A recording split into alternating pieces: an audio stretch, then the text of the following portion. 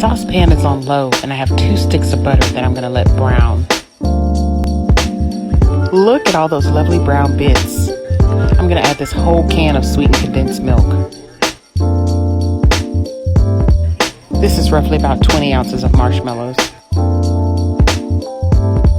I'm going to let it melt in with the butter and sweetened condensed milk, and then add my vanilla bean paste. Next is a pinch of salt, and then stir well. In a large bowl, I've added my Rice Krispy treats, a few marshmallows, and that magic brown butter marshmallow cream sauce. I'm going to combine until everything is mixed very well.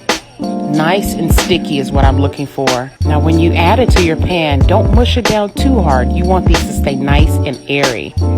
Here's the finished product. Bon appetit. That you be careful. We also have a report of a flooded roadway blocked off because of some high water, so make sure that you do not drive through high water, especially when it's so dark out and you cannot really see. By now, my friends, you know the drill. 8 ounces of butter. We're going to let that butter brown. Add your marshmallows and we're going to let that melt. A pinch of salt. 1 can of sweetened condensed milk. And this magic vanilla bean paste. The heat is on low and I'm going to just stir until I get a smooth cream. That marshmallow cream sauce goes in.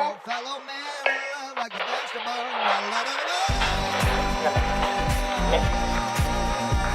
This is what it looks like when it's mixed well. So don't forget, when you put them in your mold, don't mash them down too hard because you want a light and airy treat. Your true test of patience is going to be to let these sit for 1 hour.